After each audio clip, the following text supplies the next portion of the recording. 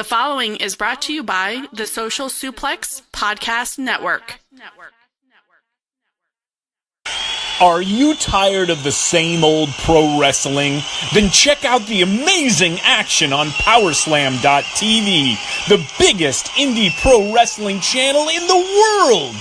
Get over 4,000 hours of the best pro wrestling events from over 110 of the biggest names in the industry from over 15 countries around the globe. Get your free trial today at Powerslam.tv.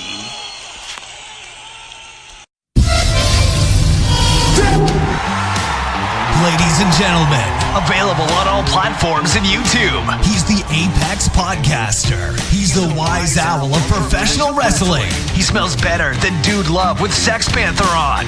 He's the king of fantasy booking. He is your favorite podcaster's favorite podcast. He is Omega Luke, and you're listening to the Omega Luke Wrestling Podcast.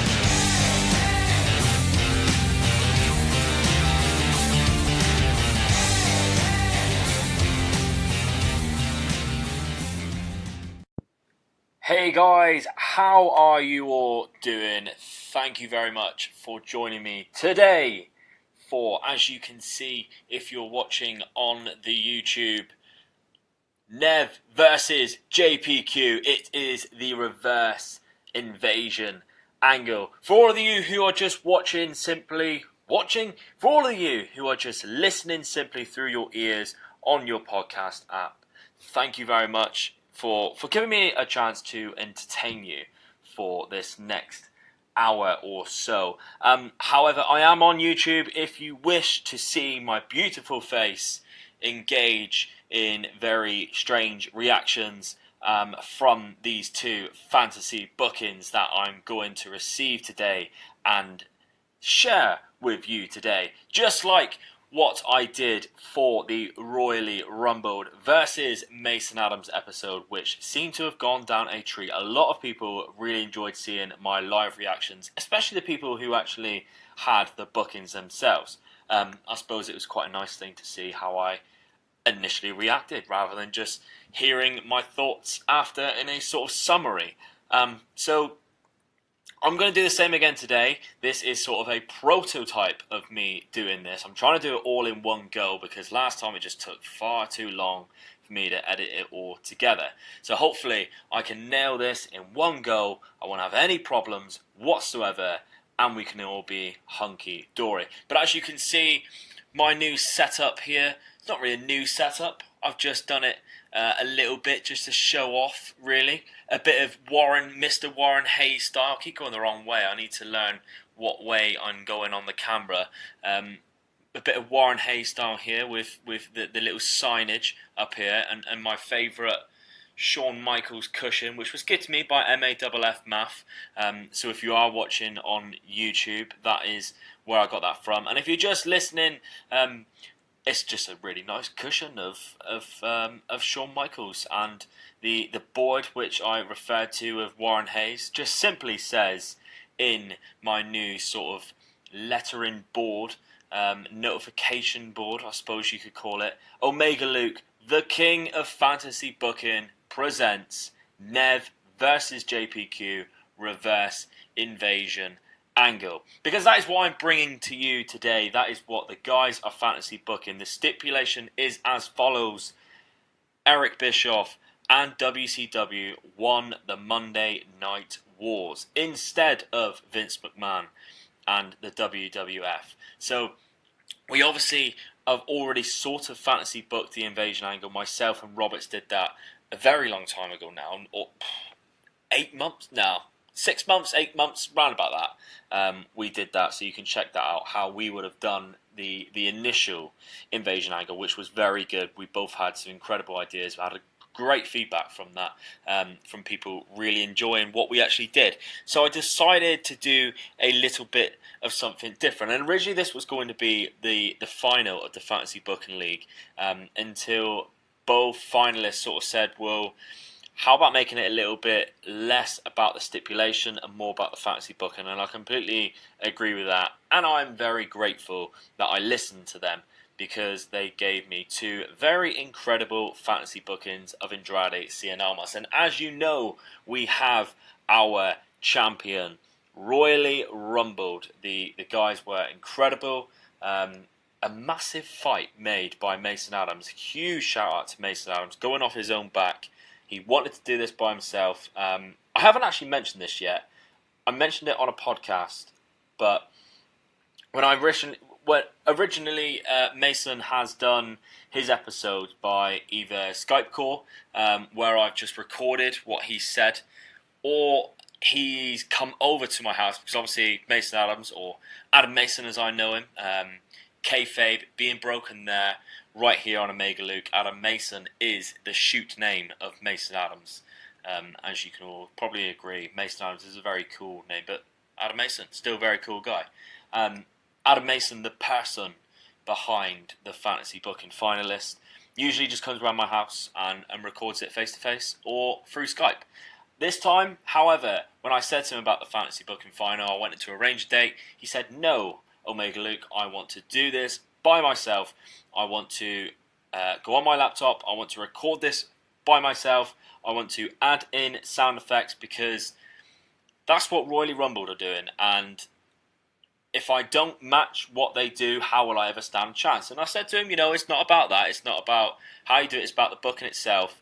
But to Mason Adams, who's very proud of what he does and takes pride in what he does, wanted to put on the best that he possibly could without any help. And I really appreciated that. So I'm really proud of him too for doing that. So big shout out to Mason Adams for doing that. And he's very unlucky not to defeat Royally Rumbled on another day. If they wasn't for the fact that Royally Rumbled really did bring their A game on the Andrade Cien Almas booking, then we could be looking at a different champion. But I'm sure Mason Adams will be back in the not so distant future. But for now, we have a lot of contenders coming through. So we have Mike Aaron already defeating Wilfred, who will face the winner of today's match. And obviously this is a live reactions episode now, so I don't know what the two guys' bookings are actually like yet. So Nev has also gone on and recorded it by himself, so fair play to Nev, who also done that as well. So this is going to be something very new, and like I said, Mike Aaron will face the winner of this episode, and the winner of that episode will face Royally Rumbled either at the end of the month or beginning of March for the first title defense of the Omega Luke Fantasy Booking Championship. Ironbar Audio is another guy who has been very eager to get involved. He sent me some fantasy bookings himself of what he's done in the past, and it's really good, to be fair. So I'm really happy to bring him on board. He will be going up against Dominic Elder Baker, because he called Dominic Elder Baker out during the Fantasy Booking League. We did hear a promo from Ironbar Audio shouting out that he wanted to face Dominic Elder Baker. So that match I'm also bringing to you. Off the top of my head now, there is one more match. And that indeed, yes. So during the Fantasy Booking League, a few of the last matches never happened, mainly because the guys who couldn't get to the final, obviously, to do a fantasy booking until you've done it, you don't realise how long it actually takes you to write. I mean, the last one I did, the Andrade Cien Almas, each episode, and I did 3 parts, each episode took me about 2 hours solid just to write, for like a half-hour episode, and these guys are all experiencing that as well. So when you're listening to these bookings and they're going on for this long, you may think, wow, that was a 30-minute episode. It probably takes 4 times, maybe 5 times as much time to actually write those bookings themselves, and that's if you know your idea and know where you're going with it. I haven't got to a point where I've been so stuck that I don't know what I'm writing yet. So the guys who couldn't quite make the final obviously didn't do it. However, one of the guys, Vern Simmons, who obviously defeated Math in his latest match in the Fantasy Booking League from B Block, did record his episode, and his opponent never did. So instead of Vern just completely wasting his time, I found an opponent who will be announced very soon. In fact, no, I'm going to announce it now. Foul Original. Massive fan of Foul. He is going to be making his fantasy booking debut. I've been on his podcast, his YouTube channel, before. We have a YouTube video in the works. He is going to be recording his side of World War in WWE. So that is USA versus Europe on WWE TV.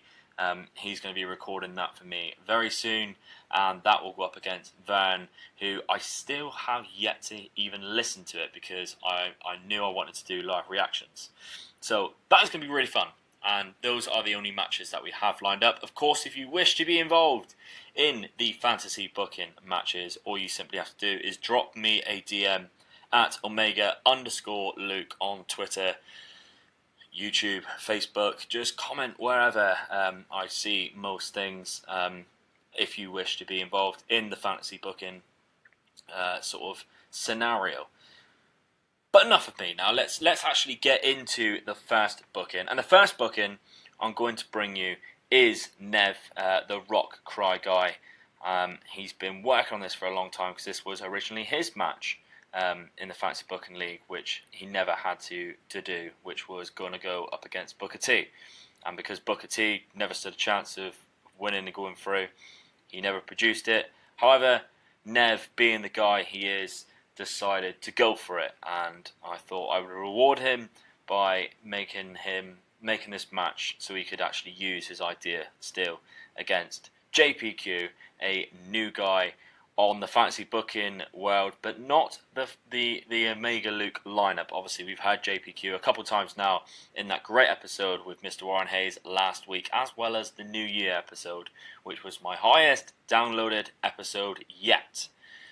So enough of me, let's get on to the first fantasy booking, and that is indeed, like I said, Nev. Fantasy booking, the reverse invasion angle. Hi, I'm Bruce Pritchard. This is Conrad Thompson. And you're listening to the Omega Luke podcast. So my fantasy booking of the WWF WCW invasion angle reversed. So it's 2001, it's Raw is War, and the Attitude Era is in full flourish. The Monday Night Wars are, going back and forth, and at this point it's hard to establish who's winning the ratings war. WWF have huge superstars, to name a few: The Rock, Stone Cold Steve Austin, Undertaker, Kane, Triple H. It's endless. And over on TBS, Ted Turner's WCW, which is being ran by Eric Bischoff, we have such stars as Hulk Hogan with his NWO brothers, Scott Hall and Kevin Nash, Ric Flair, Sting, Goldberg. Now, for me, the actual invasion angle that took place was just one big disappointment. We should have seen dream matches happen on a weekly basis, but unfortunately, due to guaranteed contracts, we missed out on WCW's biggest stars. So here we go with my fantasy booking. It's March 26th, 2001. Both Raw is War and Nitro are controlling the TV viewership. It's head-to-head, back and forth, and Eric Bischoff and Ted Turner open Nitro in the middle of the ring. Eric Bischoff, with a smug look on his face, begins to talk and just says, Vince McMahon. Vincent Kennedy McMahon. Some call him the ultimate name in sports entertainment of wrestling. A billionaire mogul who has dominated this industry for generations. From his father and other family members, now even his own offspring are taking control in the World Wrestling Federation. But we here at WCW have tried our utmost to give you, the fans, another option. Another channel to put on, to offer high-quality wrestling and entertainment, intriguing storylines and superstars to fall in love with. Before us, nobody dared stick it to Vince, and nobody tried to compete with him. We offered our superstars a change in direction, security for their families, financially, and to spend more time with them, while still offering edge-of-your-seat product. Well, ladies and gentlemen, that hard work and effort has not gone unnoticed. I proudly stand before you to announce that we today have finalised and attained the World Wrestling Federation, its current talent and staff, including Mr. Vince McMahon. And next Monday, in time with Nitro, the last ever Raw is War will air, and all superstars will join us on Monday Nitro, and the pay-per-views will be bigger and better than ever. Eric turns to Ted Turner, smiling ear to ear. They shake hands and embrace in a huge hug. Now Nitro continues with lots of questions and back-scene interviews. Reporters are trying to talk to Sting about his feelings, but he's saying he's not concerned about the enemy coming over. He goes on to explain that we've dominated and now we've won, and it's them who have to come over here and try to earn their spots here with us, the big dogs. NWO next have a backstage segment where they threaten and warn the WWF superstars that they're on the bottom. Hogan says, "I don't care if you're The Rock, Stone Cold Steve Austin, or hell, Scotty 2 Hotty. You're at the bottom of the pecking order, brother, and you better like it or deal with the hands of the NWO." Hogan spits at the lens. Now Goldberg shoves the reporter and heads outside in preparation for his main event. Nitro closes and there's a huge buzz in the air. Now, with this booking, there's a lot to cover, and I want to make sure that we stick to where the superstars are at. So I'm not going into great detail on that Nitro. And I'm going to go straight to the last ever Raw is War on April 2nd, 2001. The fireworks start at the beginning, the pyro goes out as normal. The crowd is still buzzing to be there, and there's a sea of crowd signs in support of the WWF and Vince McMahon. It's a very somber atmosphere. Naturally, fans are excited to be there, but they're also gutted to see what's actually happening in front of them. But they're trying to keep optimistic and celebrate the WWF legacy. Now Vince McMahon's music plays. Natural Vince McMahon heads out to the ring, head held high, grin on his face and his full swagger in his walk. And the crowd begin to chant, "Thank you, Vince. Thank you, Vince." This goes on for some time until McMahon has to cut the people and say, "No, thank you. For years we've dominated this world of sports entertainment that I love so very much. It's installed in me. It's as much a part of me as my own beating heart. And nothing comes before this. Now I'm man enough to admit defeat, and somewhere along the line I lost my way. I took my foot off the gas for a small time and my competition come in and took me out without hesitation. But the truth comes down to it, would I have done the same? You're goddamn right I would have.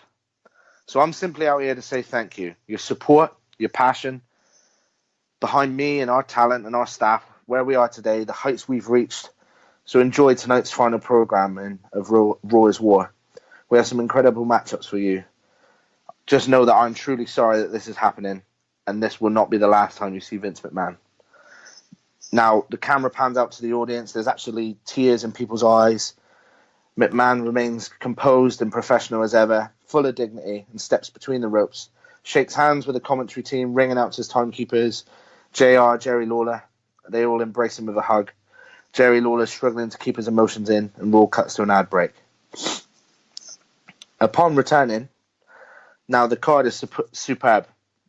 We get classic matchups we've seen before, but we're being treated to the best of the best. The obvious superstars I've mentioned, but they saved The Rock versus Stone Cold Steve Austin for the last. The two biggest stars of the Attitude Era, the main event. The two stars put on an incredible match filled with emotions, and The Rock finishes with a huge people's elbow. 1, 2, 3, match is over. Rock rolls over and hugs Austin. He helps him to his feet, and they start sharing beers. Mr. McMahon comes out. Vince comes and raises the two superstars' hands, and they all share a beer.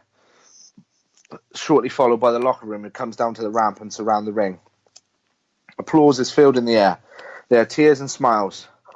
Emotions are everywhere. Raw is War is about to end, when all of a sudden, hey yo, the NWO are on our Titantron screen, sorry. The camera pans out, and the whole WCW locker room are there.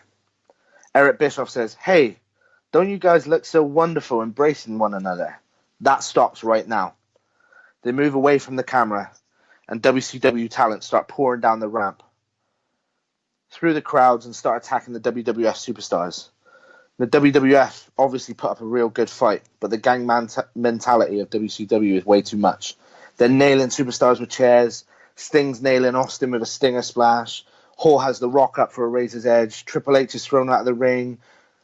It's just absolute chaos. Now, for a fan and nostalgic reasons, this is unbelievable.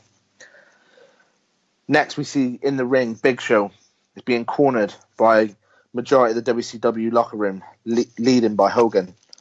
Big Show's backed into a corner and starts sadistically grinning and shakes Hogan's hand and drops a massive headbutt on Kane, and then eventually to Taker and throwing them both out of the ring.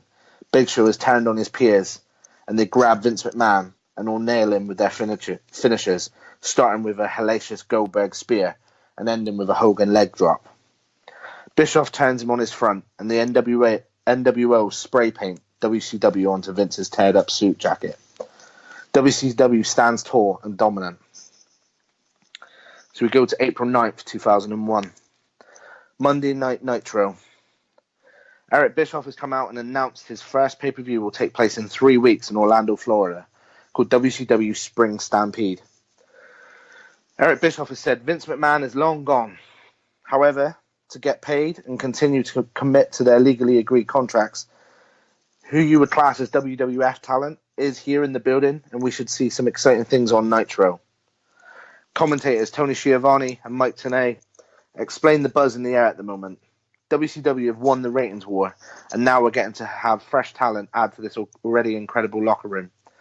Now, throughout the night, we see different matchups. Later, NWO music hits. It's Hollywood Hulk Hogan, slowly parading down to the ring. The building is drowning him in boos. Trash is being thrown about. Hogan gets a mic and stands in the middle of the ring.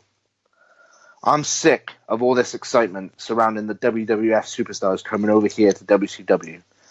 It's great and all that, but we've proven why we're number one. But why don't some of these wrestlers just don't quit? None of them can even lace up my boots. I created the WWF buzz in the 80s, slamming Andre the Giant, battling with Macho Man and Warrior. I am the household name. I come to WCW, and now look what's happened. We're the dominant brand. I may just have to quit myself, you know. You name them, I've beaten them. And there's nobody back there or sat at home who's at my level, brother. Then, the rock music hits. If you smell, and 20,000 asses are off their seats. The roof is completely blown off. Now, for all you fantasy booking fans, I know what you're thinking. Nev, The Rock versus Hogan, that's already happened in real life. Well, to be honest, it's my booking. And they're the biggest names in the industry, so I'm keeping them as my rivalry for this reverse angle, just because nobody bigger comes to mind in facing Hulk Hogan than the Great One. So anyway, The Rock comes out on WCW television. The Rock is on Nitro. This is beyond surreal. He's showered with love and steps into the ring to face-to-face with Hulk Hogan as they stare down. Hulk Hogan, who in the blue hell do you think you are? Clearly your vitamins and prayers have gone straight to that bald head of yours, because the last time I checked, the biggest name in wrestling today was the jabroni beating, pie eating, trail blazing, eyebrow raising. WWF is gone. I've got nowhere to go. That's why the Great One is here on Nitro. The people's champ, The Rock. The chants echo the arena. Rocky, Rocky. You see, Hulk Hogan, despite what's happened, WWF, WCW, The Rock is here for the people. Unlike you were the biggest name, you had the country and the world supporting you, and you threw it all away for some extra dollars and special alone time with Eric Bischoff. Quite frankly, The Rock is stood here in front of the apparent immortal one, the Icon, but all The Rock sees is a broken down has-been trying to keep up with the talents of the WWF. This takeover could be the end of Hollywood Hogan, and quite frankly, you're scared. You face them all, you say. Andre to Sting, Sting to Warrior, the list goes on, but you face nobody, and The Rock means nobody, quite like The Rock. In 3 weeks' time, at Spring Stampede, why don't you face the Great One? 1-on-1. The first time ever.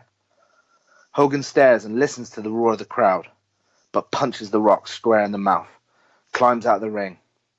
The Rock composes himself and grins and looks up at Hogan, backing away up the ramp slowly. He raises his hand and shows the signal for Just Bring It. Hogan comes back and runs straight into a spinebuster. Rock hits a huge people's elbow and his music plays, and The Rock leaves. Hogan has not answered The Rock's challenge at this point. So we're at an exciting point here. Superstars are making appearances backstage, locker rooms, in matches. run-ins, but I'm mainly focusing on top few superstars and their feuds and getting ready for Spring Stampede. So, NWO members Scott Hall and Kevin Nash. They've just finished a tag team match where they've been dominant over Edge and Christian. Kevin Nash says, cut the music. We started this whole war. And as soon as we left WWF, they were screwed. Nobody could fill our shoes. But there is one man. One guy that can. And I want him to join us. I'm giving him an open invitation right here, right now. And I want him to come out here, right now. Our brother, Triple H. Triple H's music hits. It's time to play the game. They embrace one another with a huge hug. Couple of 2 sweet signals. Now the two members hold Triple H's hand up and allow the crowd to cheer. Triple H kindly pushes them to a side and grabs a mic and says, it's great to see you guys. Considering the circumstance, and now we're in WCW, I did leave here for a reason. But anyway, it's great to see you. But I've got to say, I'm not joining NWO. Hall laughs and says, come on, man. Don't be like that. You should have come with us when we first left. We left Vince and WWF. It was a sinking ship and we could see it. Come on, it makes sense. Hogan's cool with it. There's no pressure, but you're one of us, dude. It's all good. With a click. Triple H stands nose to nose with Hall and says, no, Scott. I'm not joining the NWO. I'm not joining because I've got a family to feed. That's why I'm here. But I am and always will be WWF. Kevin Nash laughs in his microphone. Oh my God, I know what it is.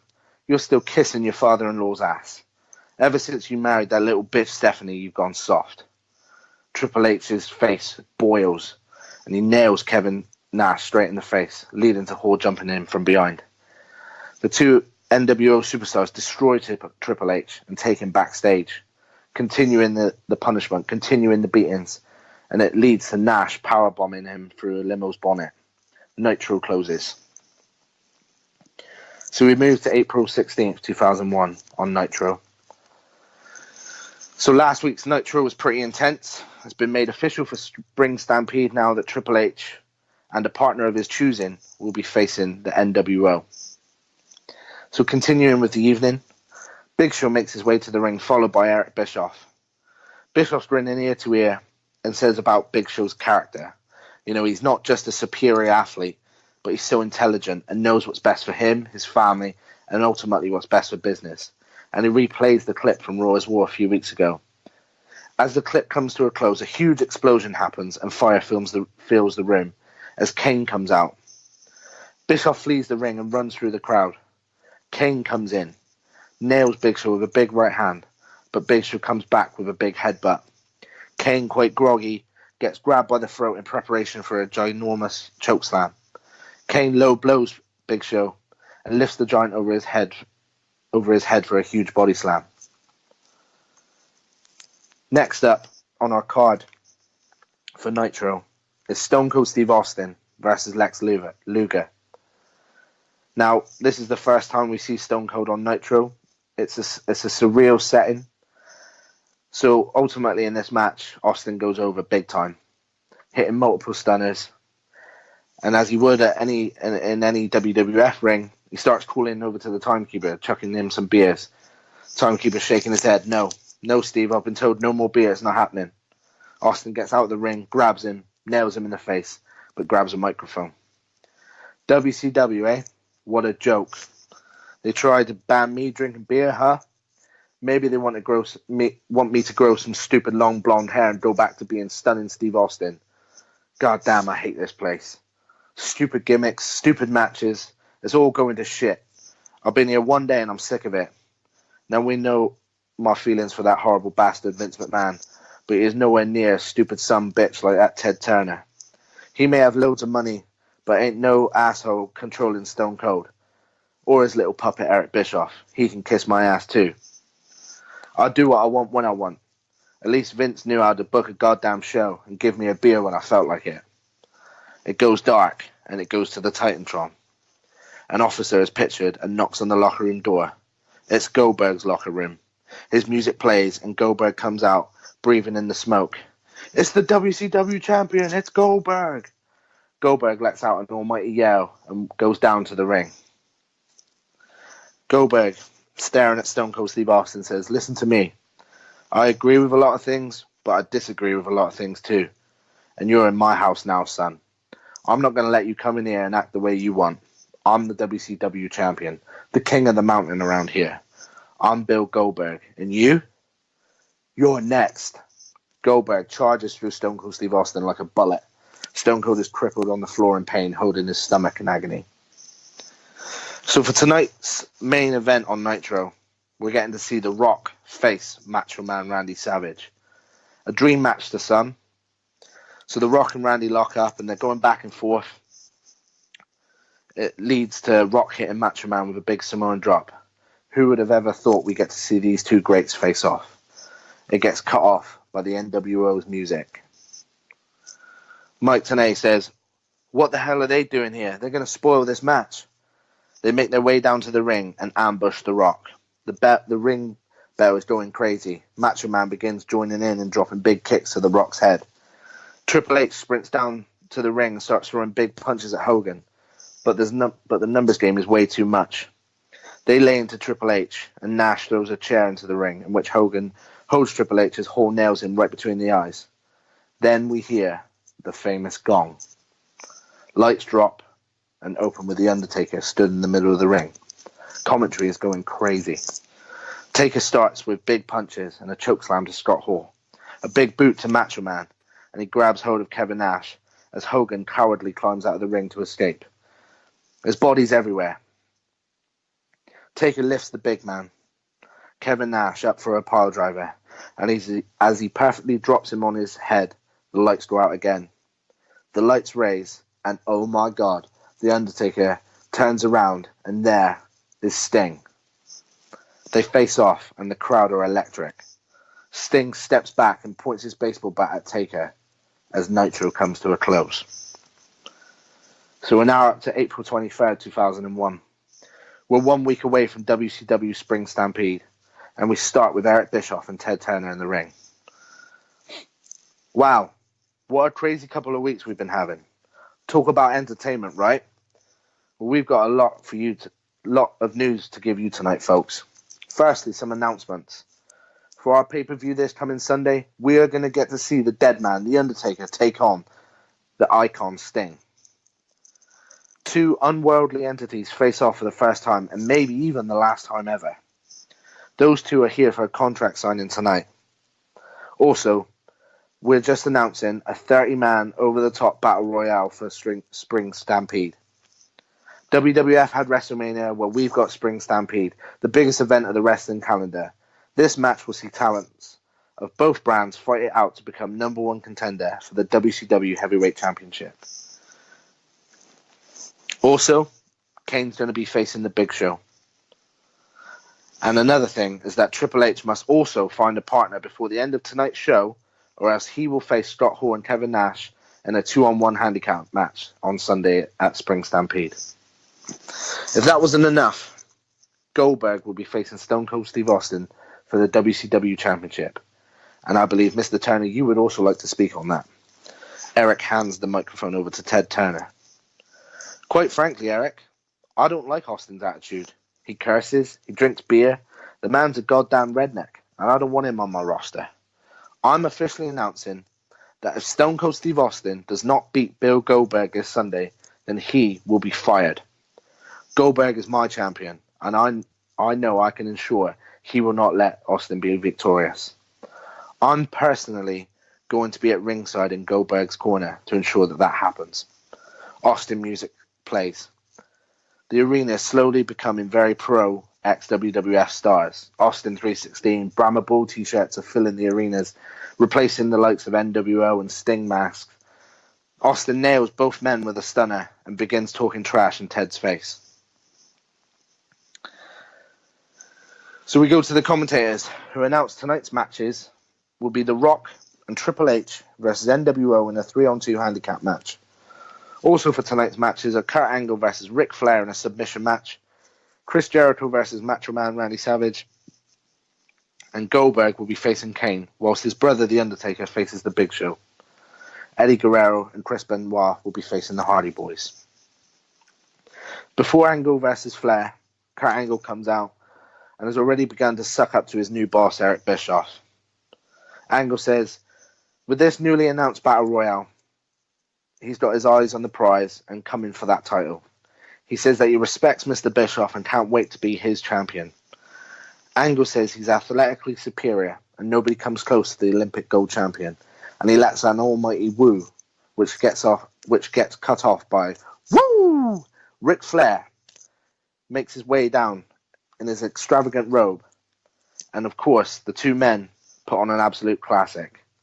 It's a wrestling fan's dream to watch these two lock up.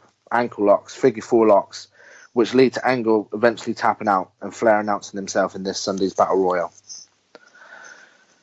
So, as the night progresses, we get a backstage segment, and The Rock pulls up in his car. It's his own personal car. He's got his own personal license plate on it. And he gets out of the car, grabs his bag out of the trunk, and begins to proceed into the arena. Hogan, Hall, and Nash are all stood in front of him waiting. So once again, they assault the Great One, and they tear up the parking lot using The Rock as a human baseball bat, destroying everything in their path. They chuck him through a window into an office, and as The Rock lay on his back with his face covered in blood, they head over to his car and begin smashing the windows in. Hall chucks Nash an axe, and he starts ripping through the bonnet. Eventually, they spray paint it in huge white letters, NWO. Hogan drops the can on the floor and walks away. So we're back now to the ring. Undertaker comes out. There's no sign of Sting for their contract signing. And Undertaker begins to talk. And he says, I've dug a lot of graves in my time, but nothing means more than helping Sting to rest in peace. He will take great pleasure in digging a hole for Sting to spend eternity in. Taker says Sting is picking off the scraps of the bones of the carcasses of superstars that he has destroyed way before him, before Sting was even relevant. He goes on to say, while Sting was running around dressed as a surface Sting, he was destroying top competition. Sting comes on screen in a graveyard next to a tombstone which reads Undertaker's name on it. I've got to hand it to you, dead man. You've done a lot of great things, but if there's one man to kill the Undertaker, I'm that man. I'm more than a man. I'm an icon. Sting music plays as Undertaker looks furious in the ring. So with tonight's events, I haven't gone into detail of the matches that's going on. I'm trying to focus on who I would consider as our top talent here. So with The Rock's backstage segment, it now puts our main event in jeopardy. And NWO come out to the ring ready for their match. Triple H comes out and he's by himself. He has nobody to replace The Rock. NWO are laughing, high-fiving, and Eric Bischoff comes out and says, Hunter, unfortunately, the people need a main event, so you will be facing NWO by yourself. And it looks as though Sunday's going to be the same too. Triple H starts to walk down the ring and is handed a microphone. He says, listen, boys, I've got a partner for tonight. I'm my partner for Sunday. He's my partner through everything. He's my best friend, and you know him really well. You may say we have a certain type of click. Then we hear Shawn Michaels music play. The place goes berserk. The returning Shawn Michaels is back in action after being off for so long with injury. He missed so much of the Attitude Era, and now he's finally back next to Triple H. Michaels runs into the ring and lays into Hogan. Triple H goes to work on Nash and Hall. And fast forward, this is no wrestling match. It becomes chaos and an all-out war. It's a slugfest. The three are going to town on Michaels whilst Triple H is out of the ring. Glass shatters, and it's Stone Cold Steve Austin. He runs down and does his best efforts, putting up an unbelievable fight against the NWO. Tony Schiavone announces, Mike, look, it's Goldberg. Goldberg runs down. Boom, another devastating spear.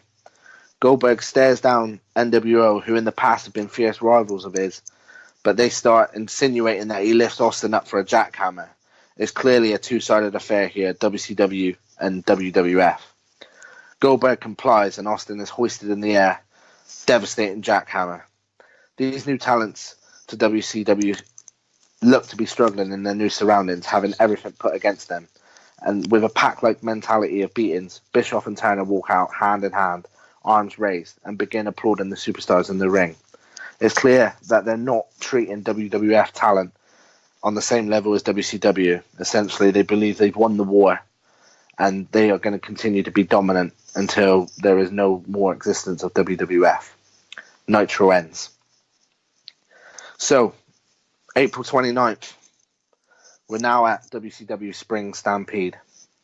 There's huge staging. They've clearly paid out a lot of money for it. There's a lot big setup. It's looking awesome. We're in a packed-out Superdome in New Orleans. It's been announced that WCW have expanded their commentary team now. Joining Mike Tenay and Tony Schiavone will be none other than Jerry the King Lawler and Jim Ross. So we start with the over-the-top Battle Royale. This is huge. Superstars of WCW and the old WWF want an opportunity at greatness to face the WCW heavyweight champion. Some names to mention in this match are Chris Jericho, Diamond Dallas Page, Lex Luger, Chris Benoit, Kurt Angle, Flair, Macho Man, Booker T, Big Boss Man, Mr. Perfect, Psycho Sid, the list goes on and on. So it's a typical Royale match. Bodies are flying over the ropes. We see some of the comical moments, people clinging on to the bottom rope and stuff like that. But it comes down to the final four. And my final four men are Ric Flair, the Macho Man Randy Savage, Chris Jericho, and Kurt Angle. Kurt Angle hits Randy Savage with a huge angle slam and throws him over the top rope. Jericho is on the floor groggy because he's just had a grueling clash with Booker T before eliminating him. Flair and Angle are so technical. They're displaying incredible wrestling before us. The two are wrestling along against the ropes, trying their best efforts, although exhausted, to push one another out. Jericho comes up from nowhere, double clotheslines the superstars, and both look to fall out of the ring. Jericho's won it, or so he thinks. Angle's definitely gone. But as Jericho turns around to celebrate and climbs up the top rope, Flair's feet didn't actually hit the ground, and he managed to hold on. He comes in and knocks Jericho out of the ring to be the winner and the number one contender. Our next match, Triple H and the newly announced Shawn Michaels versus Scott Hall and Kevin Nash. Two huge teams, head to head. Essentially NWO versus D-Generation X. For nostalgia reasons, this is big. People are going crazy. I've got this match going to and fro. A huge twist with a massive interference. I've got Bret Hart coming through the crowd from nowhere and nailing Shawn Michaels with a kendo stick. Jim Ross is borderline having a heart attack as he's screaming so much with anger, and this then begins prompting arguments between the WCW commentary team and Jim Ross and JR. Jim Ross and Jerry Lawler, my apologies. So, from that, DX members, Billy Gunn and Road Dogg, they run down the ramp and chase Bret Hart back through the crowd. As it continues, Triple H has hit Kevin Nash through a table with a pedigree, but is so messed up from the match and busted open, so he's struggling to get to his feet also. Michaels is still down from Bret's attack. Scott Hall picks up a lifeless Shawn Michaels and nails him with a razor's edge and picks up the win. Next, we have Kane versus Big Show.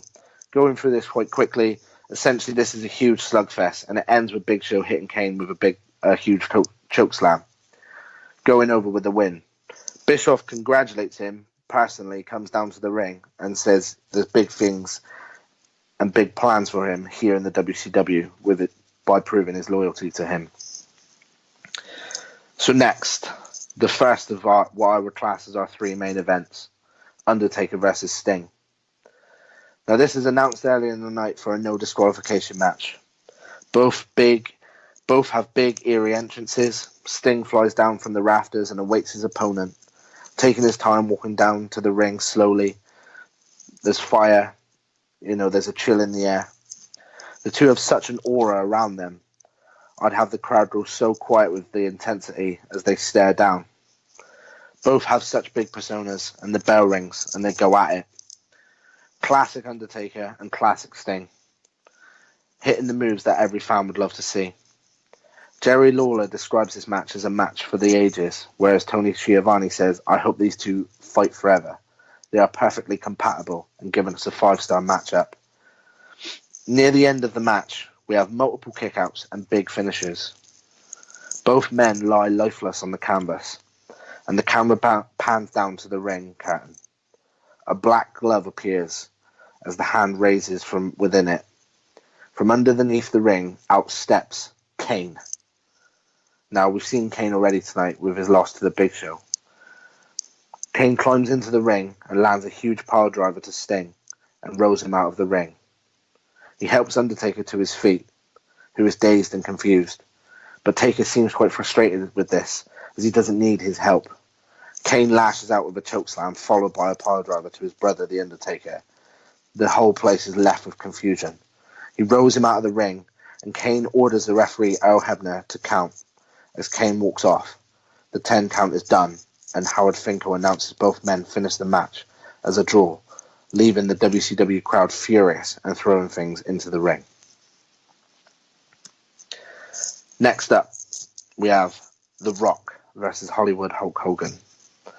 Now, I'm starting this with backstage promos, going quite old school. Mean Gene Okerlund is stood with a very pumped up Rock, pacing up and down. Rock starts with a, "Let me tell you something, Mean Gene," imitating an 80s style Hulk Hogan. Rock says this is a match for the people, and God is his witness, he has to defeat Hulk Hogan.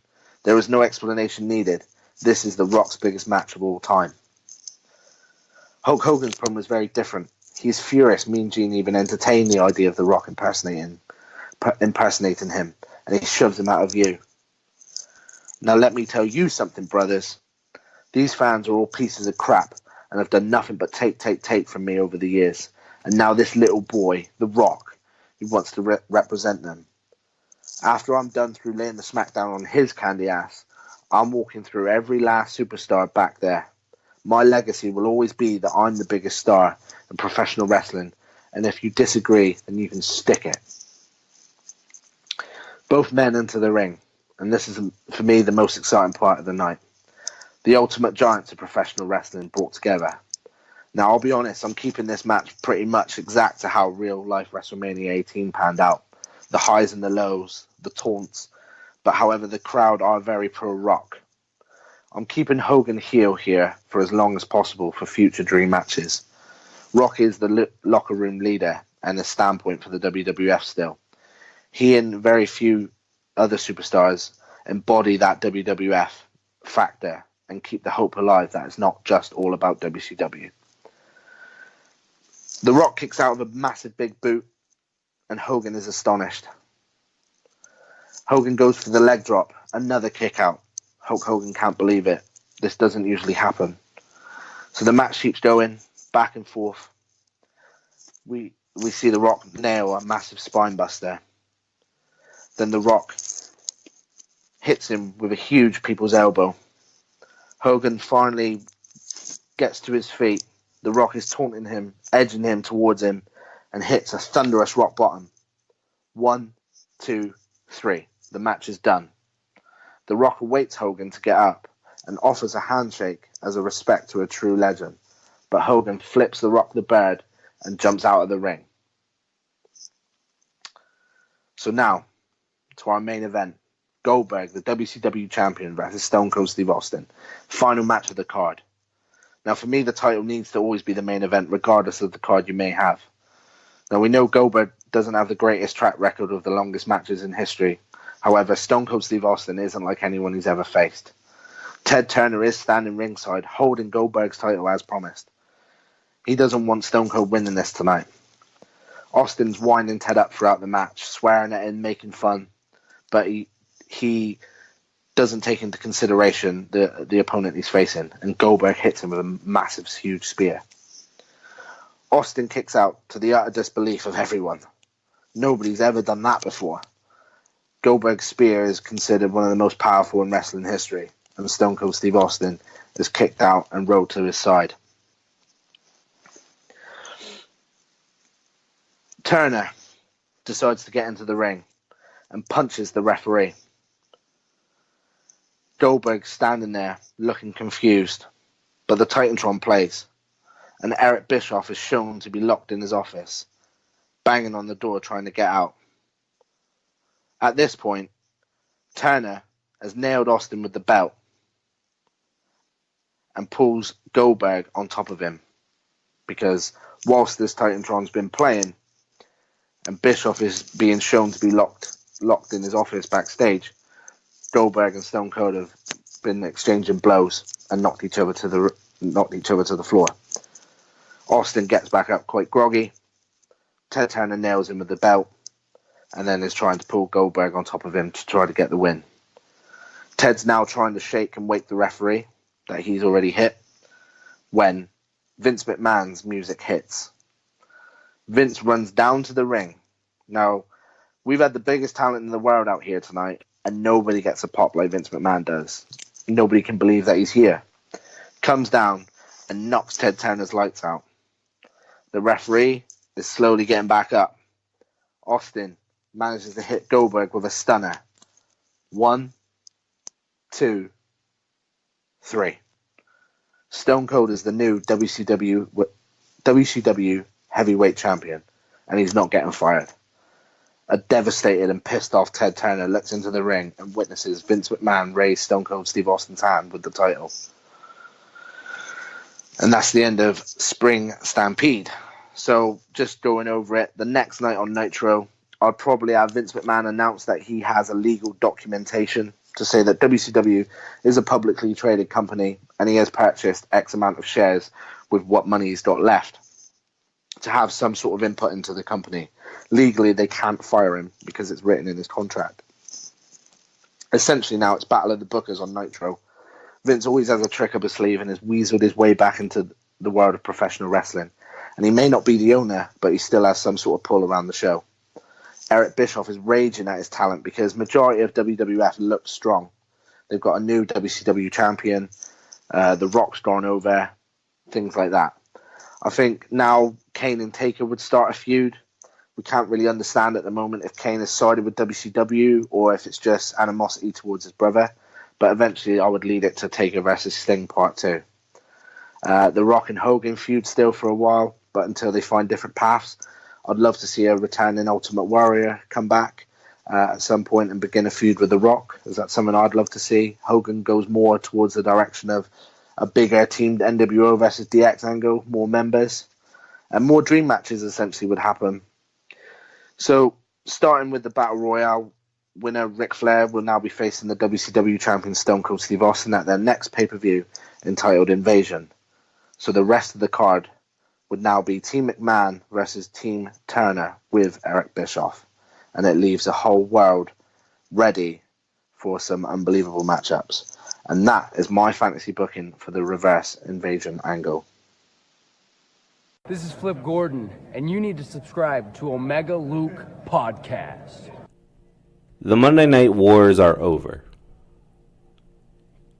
WCW has won. More importantly, Eric Bischoff has won. Time Warner has bought out Titan, the contracts of the superstars, all intellectual property, including videos. The WWF ceases to exist. Vince McMahon, Linda, Stephanie, Shane, they're done. The sale goes down in March. We pick up in Nitro in April.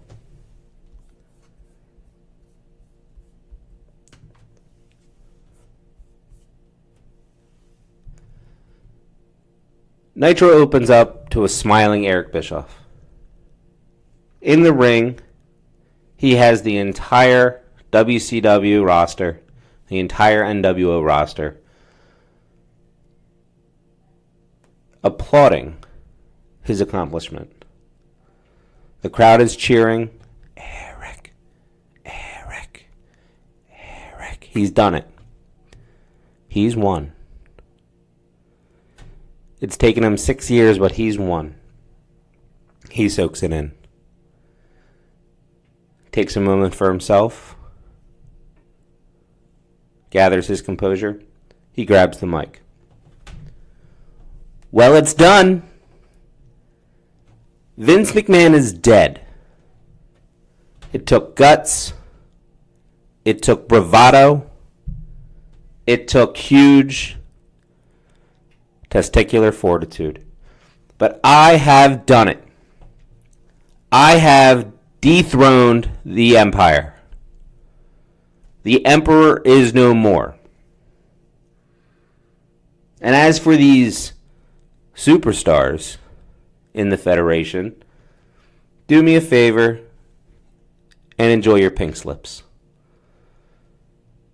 None of you will be working in the WCW. Is Terror Rising working in WCW? No, he's not. Is Chris Jericho, that traitor, going to be working in the WCW? How about Jarek No? Maybe Six Pack. Maybe he'll come back. Please. Enjoy your second FedEx letter. I know, Ron Simmons. More like Wrong Simmons. Stunning Steve Austin. Back in WCW. More like enjoy sitting at home, Steve Austin. There is no place for you here. You see, once again, there will be no Federation scum signed to the greatest promotion in the world. Ever. Eric looks out at the wrestlers. He starts pointing at each and every one of them. Top card, middle card, bottom card. You deserve your spot. You all deserve your spot. And I'll be damned if you lose your spot to some loser. Losers don't work in the WCW. This is where the big boys play. And ladies and gentlemen, we proved it.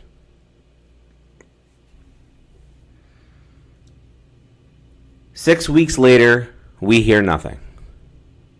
Not a whisper. Coming from Eric, coming from WWF talent, coming from the McMahons. We hear nothing. We make it through Spring Stampede. We pick up the Nitro after Spring Stampede. The Young Brothers have a match against the Misfits in action. But Kazuhashi is nowhere to be found. His partner and him aren't able to meet the bell. Misfits in action win. Confused, Yang heads back into the locker room. Finds a note sitting on his bag. Looking at it quizzically, he picks it up and reads, "Who's next?"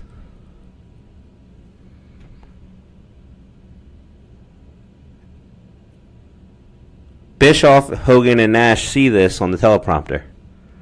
They start discussing the return of Goldberg. Kevin Nash asks, "What do you know about this, Eric?" Hogan joins in. "Yeah, what do you know about this, brother?" Eric's confused. "I know nothing about this. I thought he was retired. Maybe he wants to come back. I'll reach out to him." Hogan and Nash don't buy it. They walk off camera, looking skeptically at Eric.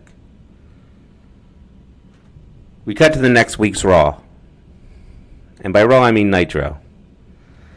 And a statement on WCW.com states that both Chronic and the Harris brothers will not be able to make the show due to flight issues. Nitro begins. We see DDP backstage asking Eric if Bryan Adams was all right. Eric's again confused. Why wouldn't he be all right? He missed his flight. DDP kind of smirks. Yeah. Well, I was talking to him last night, and we were taking the same flight. He wasn't on it. There was no flight issue. Just as DDP walks away, Eric receives a text from Bryan Adams' phone saying, "Holla if you hear me." Holler if you hear me, Eric thinks. It's a text, you idiot. And he walks off camera. The night goes on without a hitch. Hulk defeating Jeff Jarrett, and Alex Wright, of all people, winning an elimination 4-way for a cruiserweight title shot against Billy Kidman at Great American Bash. Next couple weeks, more of the undercard is missing. Unaccounted for. 2 weeks later, no one's heard from the Young Dragons. No one's heard from Chronic. Harris Brothers? Nope. The lower card, where are they? Why isn't anybody showing up to work? It doesn't matter, Eric says.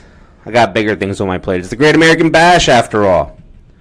First one since taking over as the number one promotion in the country. The only wrestling promotion in the country. I did that. We got to get this show on the road. Billy Kidman's music hits and he walks his way to the ring. He's got a title defense for the Cruiserweight title against Alex Wright. Alex Wright music hits. Continues to play. But no Alex Wright. Alex Wright doesn't come out. Tanay Schiavone don't know what's going on. Where's Alex Wright? Don't tell me that he forgot that today of all days he has a title shot against Billy Kidman for the Cruiserweight title. It's the Great American Bash. Just when they finish talking, Eric makes his way to the ramp. Holding a mic, looking a little disheveled, looking a little confused. He informs the audience that tonight you're in for a treat.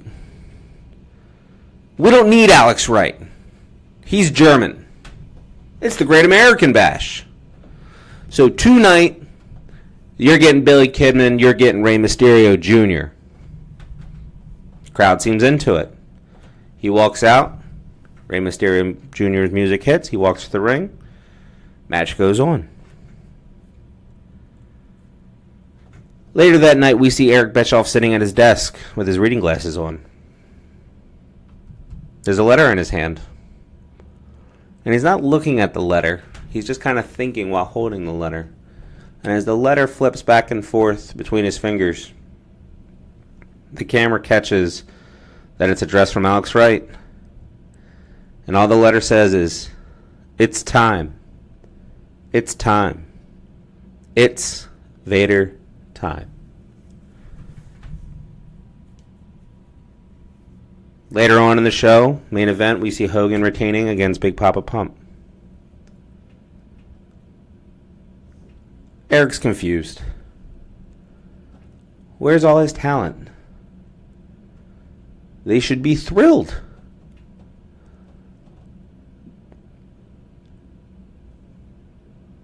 Something's awry. What's going on? Where is everybody? So he thinks on it. And he thinks of it on it all night. And he looks through his roster of people that are still there, and he's looking at who's missing. And he starts to draw some conclusions. I know what it is. Tomorrow on Nitro, we reset. We put this train back on track. The night after, on Nitro, night after the Great American Bash, Eric Bischoff heads to the ring. Clearly lack of sleep. Clearly disheveled. And he calls out Jeff Jarrett.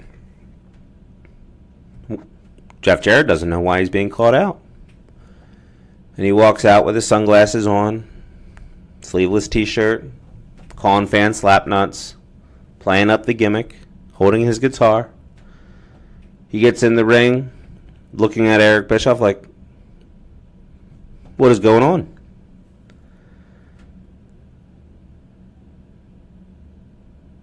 Eric Bischoff grabs a mic. Looks at Jeff Jarrett dead in the face and says, you're ruining my roster. You're ruining my show. Why are you taking my undercard? Why are you telling them to stay home? Why am I getting cryptic messages with old WCW catchphrases? This new blood thing you've been trying to get over for the last 18 months, this new blood gimmick, this era is over. I know what you're doing. You're building an army. You're going to come from my top stars. The people that got us here. Real nice, Double J. Didn't we talk about this? Aren't we over this? Didn't I squash this once I got Vince Russo out of here? I'm tired of this new blood. I'm tired of this angle. None of your recruits, none, zero, new, old, none of them will ever be the status for the last time you or any of these wrestlers will ever be the status of Hollywood Hulk Hogan. They never have a chance at being the next Kevin Hall. You think they can be Scott or Kevin? You think they could be Scott Hall? No.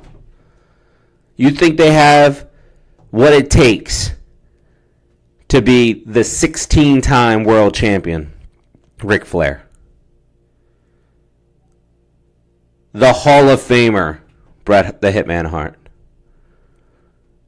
You think they have the charisma of Sting, the body of Lex Luger? You think they're the workers that Booker T and DDP are? No. They're not even Sid Vicious. Yeah, and I'll take it one step further. They're not even Buff Bagwell.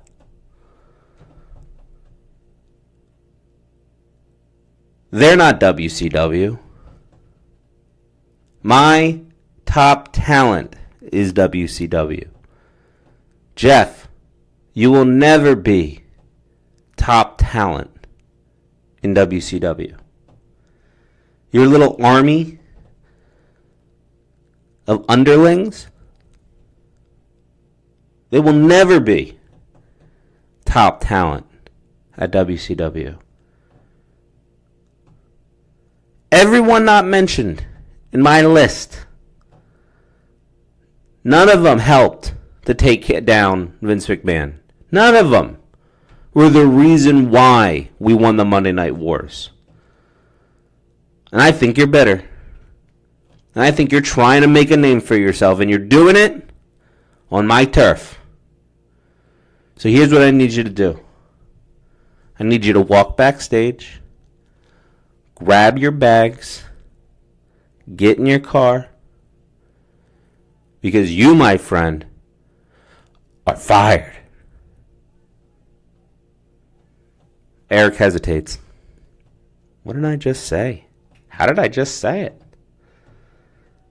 He looks confused as they go to commercial break.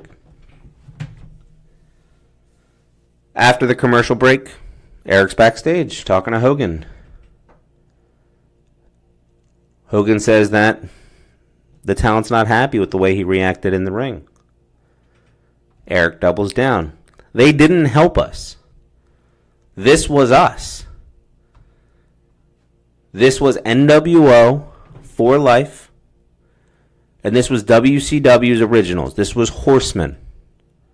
This was Sting.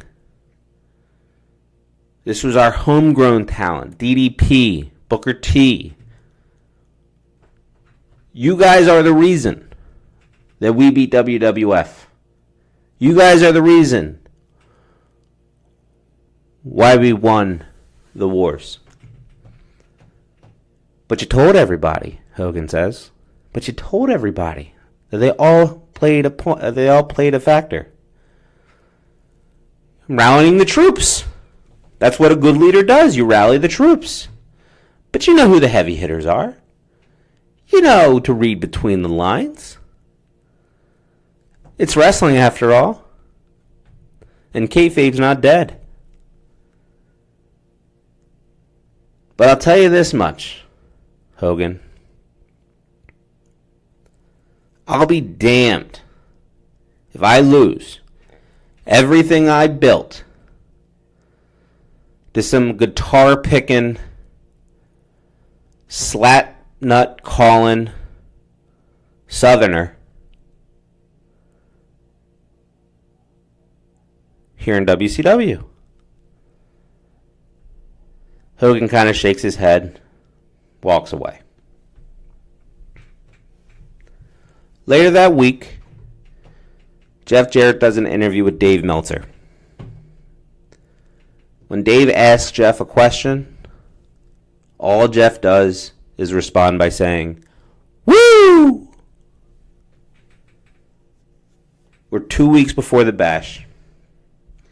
2 weeks before the bash at the beach. Eric's got an idea. In fact, he's grinning ear to ear. He walks to the ring. Grabs a mic. Ladies and gentlemen, WCW was in a tumultuous time.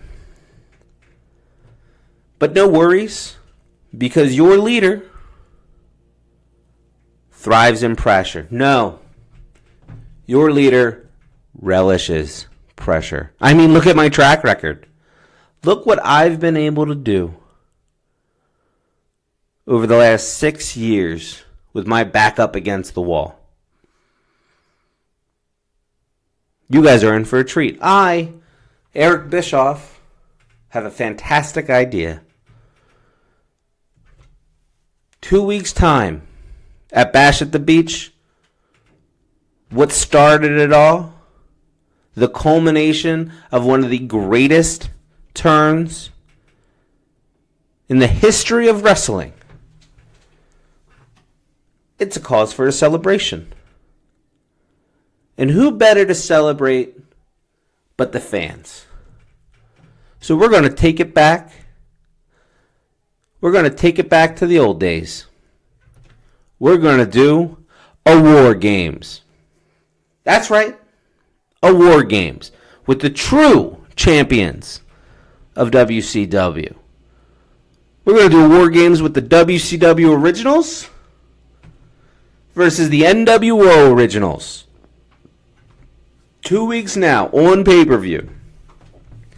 You're going to get Ric Flair, Booker T, Diamond Dallas Page, Bret the Hitman Hart, Sting, Luger, versus Hollywood Hulk Hogan, Kevin Nash, Scott Hall, Sid Vicious, Big Papa Pump, and Buff Bagwell. His music hits, we cut to commercial. It's the night of the bash. It's the night of Bash at the Beach. And the undercard is very woeful. Very underwhelming for the crowd. The crowd's stirring. They know why they're here. We know why we bought the pay-per-view. It's not for these guys. Yeah, there's titles on the line. Cruiserweight, tag team, hardcore. But I'm not here to see that. They're not here to see that. We're waiting for that main event. We're waiting for War Games. Talent doesn't care. Undercard doesn't care. They go out there, they put their matches on. Lackluster effort. And they go backstage with their heads hung low. But it's time. It's showtime. And here we go, baby. Here we go. War Games. WCW Originals versus NWO Originals. WCW and NWO swap turns, adding members to their respective teams. Sometimes they have the advantage, sometimes they don't. Until every single member, all 12 wrestlers, have made their way into the ring, and they start beating the hell out of each other. Crowd's going wild, white hot. Finishes are done. Everybody's exhausted. Everybody's sweating. Every fan is up out of their seat. This is one hell of a match. This is the reason WCW are champions. Eric's backstage couldn't be happier with himself. You guys got us there. These 12. They got us there. Couldn't be prouder. Ric Flair finally gets Kevin Nash stuck in the final four, or figure four. Kevin Nash is screaming out in pain. Just came off reconstructive knee surgery. About to tap, sweat beating off his brow. Is it my time to call it? Do I finally lose it for what I started with the NWO? All of a sudden, Flair looks up, and out of nowhere he sees a big black leg drop over his chest. Hulk Hogan with the save. Hulk Hogan thinks to himself, just like always, it's my time. Bring in the righty, I'm the closer. Time to supplant myself as the best of the best. Just like I wrote it the night I took over NWO back in 96. We've come full circle, ladies and gentlemen. And he stands up and he embraces the fact that he's about to get the 3 count. And he goes down for the pin. And as soon as he does, the crowd starts going wild. And there's this groundswell of cheers and anticipation. And he thinks, I deserve it. This is all from me. He looks up at the count of 1 and sees everybody looking away. What's going on, he thinks. This is my crowning moment. And he stands. And he's looking. And he looks behind him.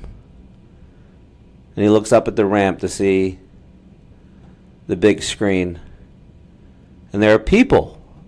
What are those people doing? Why are they wearing masks, he thinks, as they start making their way to the ring. And the crowd doesn't know what to do. And they're going nuts. And all of a sudden, these masked men, they jump the barricade. He counts 1, 2, 3, 4. 1, 2, 3, 4. And behind him, 1, 2, 3, 4. Who are these guys? What are they doing? Does Eric know about this? And all of a sudden, they pull out bolt cutters. They cut the lock. They begin to pile into the cage. As soon as they're in the cage, they pull out a rope, and they pull out a chain, they pull out a new lock, and they resecure themselves inside, lock inside. Hogan's confused. This is my moment. Nobody takes the Hulkster's moment. He's staring at 12 guys in masks standing in front of him. They unmask. Before Hulk Hogan stands Triple H, The Undertaker, The Rock, the Hardy Brothers, Kurt Angle, Kane, The Big Show, Edge and Christian, Chris Jericho, and none other than Stone Cold Steve Austin. Hogan's in disbelief. What are they doing here? At this time, the WCW originals see what's going on. They begin to regather themselves. They recollect. They all begin to stand. 12 men staring at 12 men. More importantly, 12 hungry, angry, healthy men staring at 12 older, sweatier, tired men. After a long stare, the WWF superstars attack. Jeff and Matt hitting the poetry in motion on Buff Bagwell. Undertaker, Kane, Big Show hitting triple choke slams on Scott Hall, Kevin Nash, and Sid Vicious. Chris Jericho puts Bret Hart in the walls of Jericho. Angle hits the Angle Slam and then locks in the ankle lock on Lex Luger. The Rock connects on a rock bottom. People go crazy. Then hits the People's Elbow on Big Papa Pump. Edge and Christian stomp out Booker T and DDP in the corner. Hogan's watching all of this. What am I to do? I can't save all of them, he thinks. I gotta save myself. And he goes to turn around. When Hogan turns around, there's two very distinct fingers staring at him in the face. Uh-oh, Hogan thinks, as he gets kicked in the gut and gets hit with a Stone Cold Stunner. The WWF superstars are standing tall. They have laid out the 12 original WCW champions. Eric's hand-picked WCW champions. Eric's furious. He runs to the ring. He grabs a mic. What the hell do you guys think you're doing here? You're not allowed to be here. Who signed off on this? Why are you here? Stop cheering these wrestlers. They're losers. But all his wrestlers are laid out. So he calls to the back, hey, get out here. Fight for the brand. But no wrestlers come. Why would they? Eric realizes that he alienated his entire roster.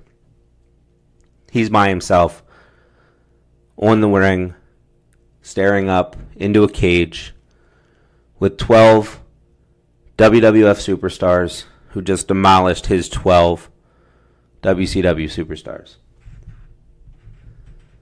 Triple H gets his hands on a mic. What the hell are we doing here? Eric, you said it the day after you bought WWF. This is where the big boys play. Undertaker grabs the mic from Triple H. This is where the big boys rest in peace.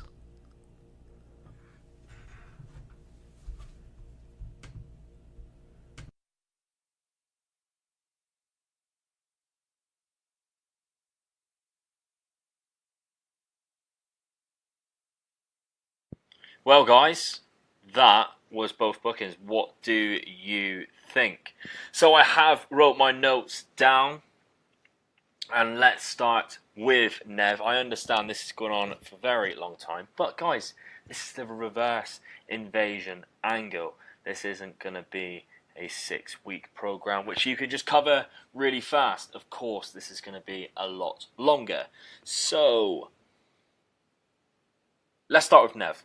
So the first bit that we get from Nev was a very nice setup with his thoughts on the first invasion angle.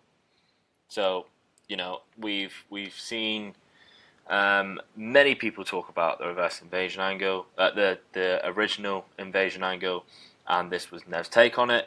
This is what he wanted to improve on. I was really impressed with the first promo from Bischoff to announce that they bought WWF. He set the scene really well for the last ever Raw as well, and it was quite an emotional speech that Nev did from Vince, as well as the emotional send-off for Monday Night Raw and for WWF as a whole, with The Rock versus Stone Cold. Obviously, a huge match in 2001.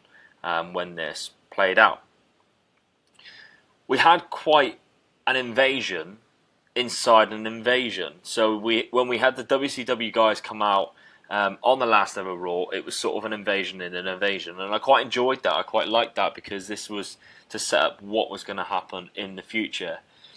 Now, Nev told me how he'd done his research before when he was thinking of this idea, but you could tell that he has done that without him even saying this because of the amount of detail, even going into the commentator team of Tenay and Shivani and all the dates that he got correct and everything that was around that area at that time. He got correct, even like pay-per-view names and stuff like that. So it was a great description of how the feuds began. I especially like, obviously, The Rock and the Hulk was very good promos. Shocked that Nev can do really good Rock promos. Who's seen that coming? And I love how he used the real-life relationship between Hall and Nash and Triple H, obviously, to invite him into the NWO, and the setup for this going forward with the Clique. Of course, as well, the setup for Stone Cold Goldberg, another sort of dream match. That's something that everyone always wanted to see when the Monday Night Wars was happening. Obviously, they look very similar. They've always got the same similar look and been compared to each other for a long time. Also, I think it was a great... was probably the biggest pro that I'm going to give Nev now was probably The Undertaker's first appearance. And of course, when Sting appears as well in this same segment. I think that of all the things that Nev has done in this booking, that part he got absolutely perfect. I really enjoyed that. I don't think I could have done that bit better myself. I sort of seen it coming as he was saying it, and I thought, oh, that's such a good idea. So, very good from Nev. Booked that segment perfectly. I also think it was a great tease for the return of Shawn Michaels. Like I said in that Sting part, you knew it was sort of coming, but it was still awesome to hear and would have got a huge pop. Originally I had as a con, which I think I mentioned during the live stream there, was I wish he had done something with Bret Hart. I had that down as a con, Bret Hart ? All the way through until Bret Hart actually came out. And he did not disappoint me with doing so. So he finally appeared, and that was a con. That was originally a con for me, turned into a pro because it was a good way of using Bret, who obviously has the history of the Raw and the WWF feud from the Montreal Screwjob, of course. So that was really good. And the final pay-per-view, the Spring Stampede pay-per-view that Nev laid out, was quite an awesome pay-per-view, to be fair. Lots of twists, lots of dream matches and turns. It would have been an epic night, that Battle Royale. Really good, really clever. He didn't go into much detail for the match himself because it didn't need to happen. We've seen Royal Rumble in the past and Mason Adams go into details of matches and going from move to move. But there's so many matches in this that you can't really do that because you just sort of lose track of where you're going. And I think Nev did a really good job of sort of describing how it ended, and if it did end with a certain move, then he mentioned that. He didn't go into full detail and exchange blows of move by move. He made sure he kept the flow of it enough so that he gave enough detail so you understood what was happening in the matches, but not too much going into it so you sort of lost track of where you were. So, really good. Yeah, I've got a couple cons though, Nev. This is probably my biggest con for you, and I think as soon as I say it, you'll realise you've done this as a mistake. But if WCW has bought out WWF, then all the fans of WCW are still going to watch WCW. All the fans of WWF may not watch WCW. This is exactly the same as what happened in real life. WCW fans might not have necessarily gone and watched WWF. We've seen a huge dip in ratings and stuff because of that. So, using the WCW guys in your booking as heels on their own show against WWF in front of WCW fans and making the WWF wrestlers baby faces, to me, is a bit of a mistake. I don't know whether that would make sense or not, because the WCW fans would not back the WWF guys, and they would be cheering for the WCW guys. So I think it would have been better to make it the other way around, which I know is hard because I would struggle to do that, because obviously I'm a WWF guy like yourself, Nev, not a WCW guy. That's probably your own really biggest con. The other one I could think of was using Spring Stampede as the WrestleMania pay-per-view. Is a bit dubious, obviously. Starrcade or Halloween Havoc is normally the big one, but obviously because of the time in the invasion that it happened, March, April time in real life, and obviously in your booking, that's the pay-per-view that's near. However, you could have used Invasion itself. There was nothing against using the same pay-per-view name. And although it was a huge twist, just a small con for me really is that the Taker versus Sting match, I'm unsure about how it ended and whether I would have had it end in a very weird scenario with Kane coming out and disrupting it. But overall, really good. I really like how you did it. Obviously, you've put in a lot of work, I can tell from that. And it really worked out, because that final pay-per-view, the Spring Stampede, the way you described it, would have been an epic night. You got loads of dream matches in there, which is probably the most fun bit about this whole invasion angle.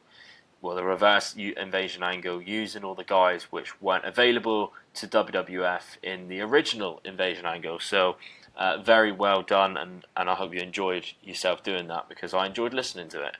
But on to JPQ now, making his debut on fantasy booking matches.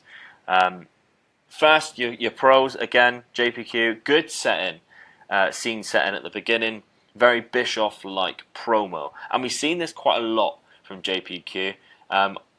His booking was roughly the half hour mark. I normally say that it can't be over half hour, but like this is reverse invasion angle, it would be just impossible to try and keep it as low as you can. So I think JPQ just stuck to it. Nev went a little over, but I'm not really regarding the guideline for over half an hour as a big problem, because I understand the booking and the stipulation itself is very difficult. But it was a nice way of setting the tension by leaving the 6 weeks till after Spring Stampede, which was very weird, because Nev sort of had his going up to Spring Stampede and ending on Spring Stampede, and JPQ began. So that was very peculiar to me, because obviously they didn't intend to do that. The constant Bischoff dialogue was pretty fucking awesome. That's one of the things that probably the biggest pro of JPQ was the Bischoff dialogue. It kept it going all the way through. It was very rare that he went off track from what Bischoff was saying. This was very first person Bischoff led for a lot of his booking, which was really good. Similar to Wilfred's as well, it was sort of like he was describing an anime, which take for it as you will. Although it took a while for the reveal, the eventual reveal of the WWF Invasion guys was a pretty epic one, bringing back the War Games. But let's go on to your cons now. And I'm going to leave the biggest con till last. It was a weird tease with the Vader time notes and how long it took to bring in WWF talent with that. But although that's pretty much I'll give it as a con, because it was weird and I wasn't quite understanding what it was at the time. You did sort of explain after that it was old school WCW, like sayings and things like that. But at the time I didn't quite get it. Obviously you've sort of explained it since. What happened to these guys when they don't show up? We don't really get an explanation of it. I don't believe that we did. And we don't... Does that mean we just don't have the matches? Because then what happens to the rest of the show? That's the only thing I was sort of thinking about. I understand exactly what you were doing, obviously. these guys were being taken out from backstage or whatever from the Invasion guys. But what actually happens to the rest of the show when these matches aren't actually happening then? Is one thing I thought of while you were describing that. Personally, I think we waited too long. And this was my biggest con for you. We waited too long to bring in the WWF talent into the Invasion angle. I think I looked at it and it was about 26 minutes into the booking.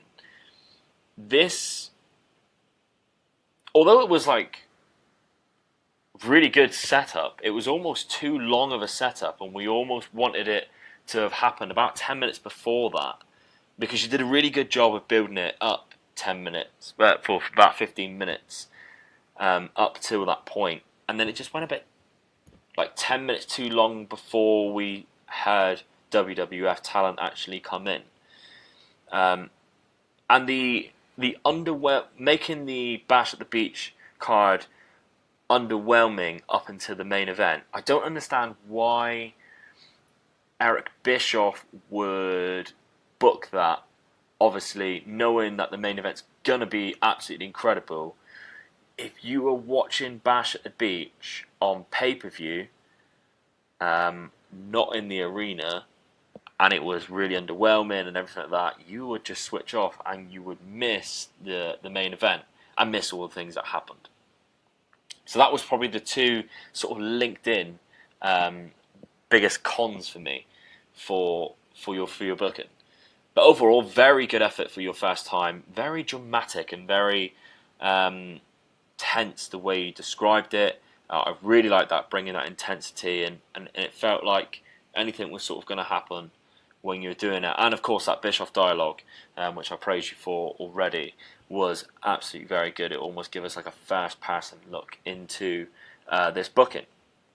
But obviously, there can only be one winner, and the winner today, going on to face Mike Arendt in the number one contenders match, who will then go on to face Royally Rumbled, probably now in March. And see, I think JPQ just let it go too long before we've seen the Invasion. I really like what he did. Really like what he did. But Nev also had a very, very good stellar booking with the dream matches that everyone wanted, but they were introduced in a very good way, sort of right away. And I think I would, if I was to do this, that is how I would have done it, because it was done very well and set up very well.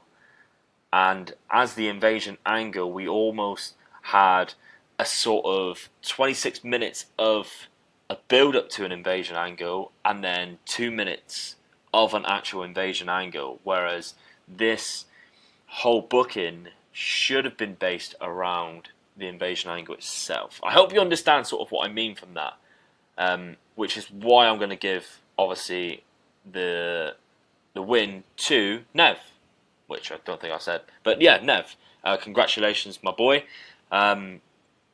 Great booking again. Obviously, he was very unlucky in the league, Nev, because he came in late and couldn't quite catch Mason Adams anyway, because Mason Adams had already beat the person that Nev took the points from. But it was very good. I really enjoyed that. JPQ, I'm sure, will have back on at some point against someone else. Maybe not such a hard stipulation, a little bit more of an easier stipulation next time. I'm sure he'll be grateful for that. But Nev, it is going to be you versus Mike Arendt, and I'm not sure what you're going to be booking yet. Probably going to go a little bit simpler, a little bit closer to just the singles guy. Maybe I haven't really thought of anything yet, but we'll get that. We'll get to that soon, and that's going to be sort of. Hopefully, we'll get that out near the end of February, so that you guys who, when you go up against each other, we can see who goes against Royally Rumbled for the title in March and give you guys enough time to think of that booking as well. So thank you guys very much for listening to this very long episode. I hope you enjoyed it anyway. Very good from both of these guys. Thank you very much for both of these guys for putting all the effort that they have done. I thoroughly enjoyed both bookings, and it's a shame that only one can sort of be the winner. But congratulations to Nev, commiserations for JPQ. I hope you enjoyed it nonetheless, and definitely will get you back on in the near future. So, without further ado, guys, that is all from me. Obviously, if you're checking this out on the YouTube, thank you very much. I hope you enjoyed the live sort of reactions again. Drop a like on the video. Drop a comment if you agree with my decision on the winner, of course. And make sure you subscribe as well, because I've got plenty more great videos coming out. As you can see, some of the videos I've done in the past, I go a bit weird, I go a bit funny with them. And I really want you all to be able to check these out. Patreon.com/Omega Luke is where you can find extra content as well as role players with Wilfred. We did the last role players of US Office, which is live on there now. You can check that out, and there's plenty more to come, including some reviews as well, which would be nice as well with Wilfred, and some extra content through that. But that is it for me, guys. Thank you very much. Hope you've enjoyed this, and from your favourite podcaster's favourite podcast, make sure you are still there. I'm losing all my words here. I'm sorry. It's very late here. It's 1 o'clock in the morning. I've been recording for an hour and 40 minutes. I'm getting my words mixed up. I'm getting them jumbled up. So I'm going to tune out, go to bed, get some sleep, wake up in the morning, start again. So without further ado, guys, your favourite podcast is tuning out. Keep your friends close. Keep Omega Luke closer by subscribing on all podcast platforms and on YouTube. Goodbye and good night. Bang.